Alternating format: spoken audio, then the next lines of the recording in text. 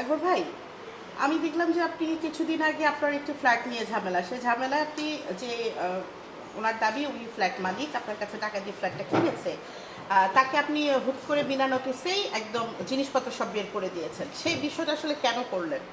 ও আসলে বিষয়টা কি, সেই যে বক্তব্য দিছে এটা তার মন গড়া বানোয়াট 100% মিথ্যা বক্তব্য দিছে। আর ঘটনাটা এটা এরকম না।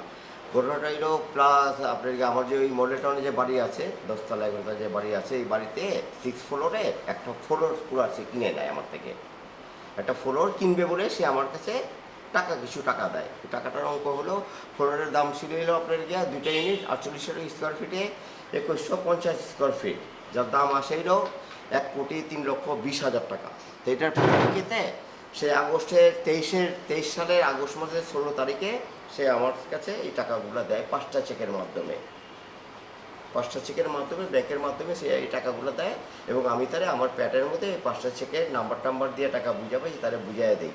সে আমাকে বলে যে আমি নভেম্বরের মধ্যে সে আমার থেকে কমপ্লিট করে নেবে ফ্ল্যাট। তো নভেম্বর মাস যখন আসলো, রেজিস্ট্রি করে নেন, তো সে আমার বললো যে ভাইজান আমার ব্যবসা বাণিজ্যের অবস্থা খুব একটা ভালো না, আমাকে একটা মাস সময় দেন। উনি যে মার্চ মাসের মধ্যে আইসা আমাকে বললো যে আমি ব্যাংকের থেকে লোন নিতে চাইছিলাম, তো ব্যাংকে আমাকে লোন দেবে না, তো এই জন্য আমি ফ্ল্যাট দুটাই ক্রয় করতে পারবো না। আমাদের মন মতো ওনার মন করে একটা লেখা হইলো, কাগজ আছে আমার কাছে ডকুমেন্ট, তো লেখা হইলো এটাই যে এই ফ্ল্যাট আমরা সবাই মিলে চেষ্টা করবো অন্যজনের কাছে বিক্রি করে দিব। বিক্রি করে টাকা পাওয়ার পরে আপনি আপনার টাকা বুঝে নেবেন, আর আমার টাকা আপনি যে আমি যে এই 8 মাস ধরে যে ঘুরাইছি ক্ষতি করছি, আমি আপনার ক্ষতিপূরণ দেওয়ার পরে আপনি বাকি টাকা আমাকে নগদে বুঝাই দিবেন। আমি বললাম আলহামদুলিল্লাহ, ওকে ঠিক আছে, আমি আপনাকে বুঝাই দেবো। তো কাস্টমার আপনারাও দেখেন, আর যে ব্রোকার কিনা দিছে আপনার চাচা পরের দা, উনিও দেখেন। আর আমার যেখানে ম্যানেজমেন্ট আছে ওকে বললাম যে দেখো পানকেরা, তো আমরা ফ্ল্যাট বিক্রি করতে পারি না। কাস্টমার দেখে কাস্টমার নাই, দেশের পরিস্থিতি খারাপ, আওয়ামী লীগ সরকার পতন হয়েছে, দেশের উল্টাপাল্টা হিসাবপত্র, তো উনি ফ্ল্যাট বিক্রি করতে পারি না। উনি আমাকে হুমকি টমকি লোকজন দিয়ে আরম্ভ করলো, ঠিক আছে। আমি তার একটা উকিলি নোটিশ দেই, এতে করেও কাজ হলো না।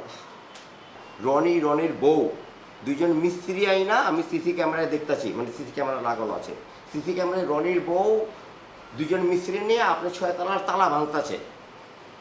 আমি তালা ভাঙতেছে মানে কয় হ্যাঁ তালা ভাঙতেছে, তো আপনি আহেন। তা আমি তো অসুস্থ, আমি বললাম রেখেছি আমি তো হাসপাতালে আইতেও আমার 1 ঘন্টা লাগবো, আর আমি একা কীভাবে হই। ওকে, তারপর আমি গেলাম, 2 ঘন্টার ভিতরে লাগছে, গিয়ে দেখলাম যে হ্যাঁ অনেক লোকজন, অনেক লোকজন আমার ফ্ল্যাট দখল করে সে নিয়ে, যেহেতু আমি ফ্ল্যাট সে কিনছে 2টা, কিন্তু দখল কিন্তু সে 2টা করলো না, করলো একটা দখল করলো। পরে আমি উকিলের কাছে যাওয়ার পরে উনি আমার জরুরি তাহলে ভূমি আইন প্রতিরোধের মধ্যে একটা মামলা করে দিলেন যে আপনি এটা তাড়াতাড়ি নিষ্পত্তি পাই যাবেন, 45 দিনের মধ্যে আপনি ডিসকাস হয়ে যাবো। আচ্ছা, ওটা আদতেও সত্য। ডিসকাস হয়ে গেছে। 15 দিনের ভিতরে একজন ম্যাজিস্ট্রেট আইলো, আপনার মতো আপু আইলো, ম্যাজিস্ট্রেট বুকে 8-10 জন পুলিশ লিয়া, বড় গাড়ি লিয়া, তারপরে সার্বিয়ার আইলো, আয়া সব আমার কাগজপত্র সব দেখে যে ওনার কাছে ডাকার পরে ওনারা কোনো ডকুমেন্টসই দেখাইতে পারলো না। ম্যাজিস্ট্রেট একদম বিরক্ত হয়ে চলে গেলেন এবং ওনারা প্রতিবেদন দিলেন।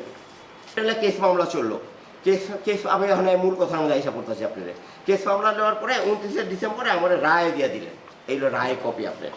রায় দেওয়ার পরে উনি তো তারপরে ফ্ল্যাট ছাড়ে না, ওনারা 2বার নোটিশ দিলেন, তারপরে ফ্ল্যাট ছাড়ে না। পরে আমাকে উনি কী করলেন, আর দুইটা আমাকে মামলা দিলেন, 107, 117, 420, 406, 506, মানে মিথ্যা মামলা দিলেন, দিয়ে আমাকে কোর্টে বারবার নিয়ে হয়রানি করতেছেন। আমাকে বলে যে আমরা আপনাদেরকে 10 বছর 12 বছর ঘুরাবো, আপনি 1 কোর্টে রায় নিচ্ছেন, আপনি 10 কোর্টে নিয়ে যাবো, আপনি লাইফ শেষ করে দেবো। ঠিক আছে, তাহলে আমরা জানতে পারলাম যে আপনি কোর্টের রায়ের উপরে তাকে উচ্ছেদ করা হয়েছে, কিন্তু আরেকটা বিষয়, তারা দাবি করেছে অনেক স্বর্ণালংকার ছিল, এগুলি নিয়ে গিয়েছেন, এরকম কিছু কি?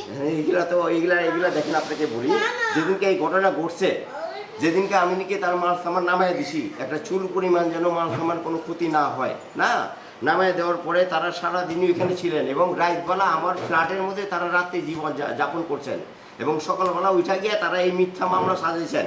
এবং ওই দিন যে মাল নিয়ে যাওয়ার পরে যাওয়ার সময় আপনার কাছে ফুটেজ আছে, আমার সাথে হাত মিলায় তাদের কুকর্মভাবে 10 বার খালি মাপ চেয়ে গেছেন। একদিন পরে আপনার বাসায় ডাকাতি? হ্যাঁ, ওইটা একটা রহস্যজনক বিষয়। তারপরের দিনই বাসা, আমি তো এই বাসার থেকে ওই বাসা, আমার তো ওই বাসাতে গিয়েছিলাম আমার ওয়াইফকে নিয়ে, শনিবার দিন আমরা এখান থেকে চলে যাই বিকেলবেলা।